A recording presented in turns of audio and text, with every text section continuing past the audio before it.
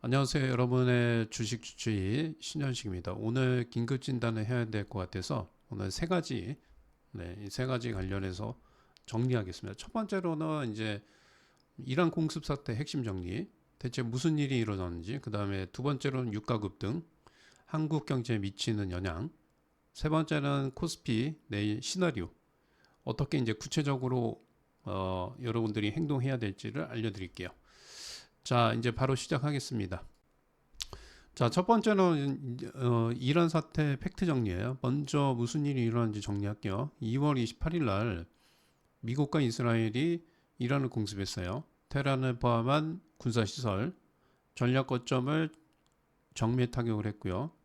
이란의 최고 지도자 하메네이가 사망을 했어요. 이것도 이제 3월 1일 날 공식적으로 이란 정부가 확인을 해줬어요. 그런데 여기서 중요한 거는 이란이 즉각 보복이 나섰습니다. 뭐 아랍에미레이트, 바레인, 카타르, 미군 기지를 장거리 미사일 혹은 이제 드론을 발사를 했고요.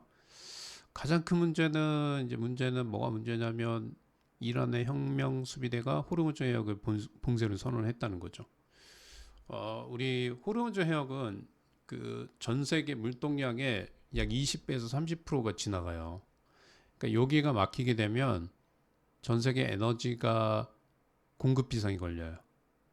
되게 중요하죠. 그래서 트럼프 대통령의 추가 공격을 예고를 했고 이란도 맞대응을 선언한 상태예요. 전면전 가능성도 좀 배제할 수 없습니다.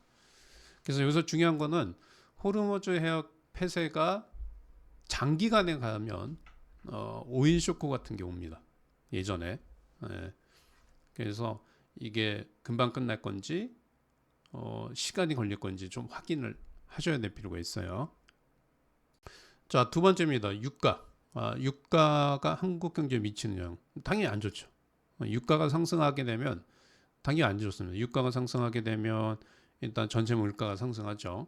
자, 여러분들 유가를 보면 WTI 장외 거래에서 하루 만에 12% 급등했어요. 근데 지금은 좀 약간 다를 수는 있지만 75달러가 왔다 갔다 합니다. 그리고 JP 모가는 이제 최악으로는 이제 유가가 120달러에서 130달러까지 시나리오를 제시하고 있습니다. 근데 이제 문제는 뭐냐? 우리나라가 중동에서 거의 70% 수입을 해요. 근데 거기서도 95%가 호르무즈 해역을 통과합니다. 그러면 지금 호르무즈 해역이 봉쇄가 됐기 때문에 이 우회해서 들어와야 돼요. 우회해서 들어오게 되면 이제 문제가 뭐가 생기냐면 운임비, 해운 운임이 최소 50%에서 최대 100%까지 증가될 수 있어요. 네. 그리고 한국은 수입 분량이 12%, 세계 3위예요. 중국, 인도, 한국입니다. 네, 유가가 오르면 당연히 물가가 올라죠. 유가 오르면 물가 오르고 그다음 환율 올라가겠죠. 자, 환율이 올라가면 외국인이 환차 손이 나기 때문에 외국인 매도가 나오겠죠. 그러니까 이런 게 연쇄적으로 문제가 생겨서 시장에는 악재다. 네. 지금 중동 긴장이 장기화될 경우 장기화입니다. 이게 여기서 제일 중요한 거는 빨리 끝날 거냐 장기화될 거냐가 제일 중요해요. 1,500달러. 최악은 1,540달러까지 좀 볼 수 있고 우리나라 경제에 직격탄을 줄 수가 있습니다. 자, 그러면 가장 중요한 거는 3월 3일 내일입니다. 내일 화요일 코스피 어떻게 될지 요거를 좀 보셔야 되는데 일단 코스피는 한 주간에 7.5% 급등했어요. 6,300포인트까지 갔다가 종가가 6,244포인트. 외국인들이 11조 8천억 팔았어요. 근데 개인 투자들이 받아주고 있죠. 자, 그러면 여기서 중요한 거는 이런 이 중동의 지정학적 리스크 때문에 과연 우리나라의 유동성이 문제가 생길 거냐. 그러니까 정부 정책이 집을 팔아서 주식 쪽으로 미는 정책이 바뀔 거냐. 안 바뀌죠, 당연히. 그럼 시중의 유동성이 풍부해져요. 네. 이런 거 감안했을 적에는 뭐 제가 봤을 적에는 좀 영향력은 좀 제한적이다. 우리가 보통 전쟁이 일어나고 제가 계속 6번의 전쟁 중에서 주가가 회복하는 시간이 30일 정도 걸려요. 그러니까 여러분들이 앞으로 15일 정도 되면 제가 이제 내일 장중 방송에서 저점을 말씀을 드릴 거예요. 코스피 저점. 그때 코스피나 코스닥이나 코스피 저점 오면 그때 주식을 적극적으로 사야 돼요. 사고 싶은 걸 사는데 이왕이면 조금 뭐 환율의 영향을 안 받는 주식은 없겠죠. 그죠? 그 다음에 유가 때문에 악재가 되는 업종들, 그러니까 제껴야 됩니다. 이렇게 첫 번째로는 환율 악재, 그 다음에 유가 악재, 이거에 피해를 보는 업종 좀 피하고요. 네. 우리가 뭐 다 알고 있는 뭐 해운이나 석유, 수혜주들은 당연히 올라갈 거고, 근데 이 중에서 이제 이 양쪽 피해주나 수혜주 빼고 상당히 이제 재무가 좋은데도 불구하고 주가가 올라가지 않는 섹터들 중에서 좀 매수 쭉쭉. 네, 이거 내일 당장 하라는 게 아니고요. 좀 지켜보자. 네.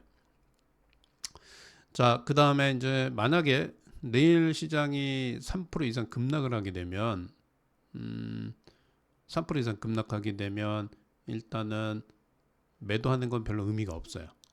예, 그래서 현금 갖고 계신 분들 혹은 주식 갖고 계신 분들도 파는 건 별로 의미가 없기 때문에 좀 기다렸다. 뭐 예를 들어서 코스피나 코스닥이 뭐 볼리지면대 해단선까지 내려올 때 기다려서 그때 뭐 추가 매수를 하든지 아니면 더 사는지 해야 돼요. 그래서 하시면 안 되고, 제가 말씀드렸지만 패닉셀은 안 돼요. 그 다음에 두 번째 현금 비중을 좀 확보해서 기다렸다 사는 거. 그 다음에 셋째는 유가 수혜주, 정유현 방산주는 올라가겠죠. 뭐 이런 애들은 단기적으로 좀 매매는 가능합니다. 네 번째 반도체 주식들. 네, 반도체 주식들은 일단은 결과적으로 환율이 올라가요. 뭐 유가 올라가기 때문에 가격 경쟁력이 생길 수 있어서 수혜주가 될 수도 있고 피해주가 될 수도 있어요. 이거는 이제 시간이 좀 열려봐야 됩니다. 네, 준동 변수를 위해서 환율이 급등하면 오히려 수혜주가 좀 될 수 있다. 이렇게 좀 말씀드리는데 저는 세모, 반도체는 세모다. 이렇게 좀 말씀드리고요.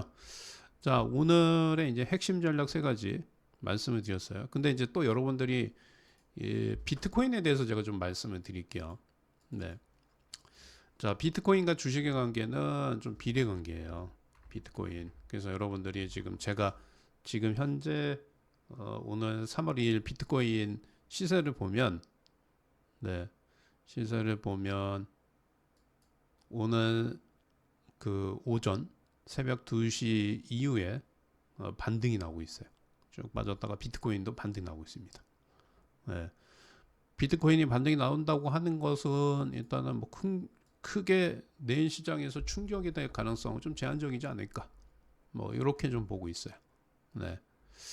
자, 여러분들 뭐 이럴수록 냉정하게 좀 대응을 해야 되고 공포에 파는 건 안 됩니다. 네, 그렇게 좀 알고 계시고 내일 오전 8시 30분에서 10시까지 네, 신현식의 주식병원 유튜브 채널에서 뵙도록 하겠습니다. 감사합니다.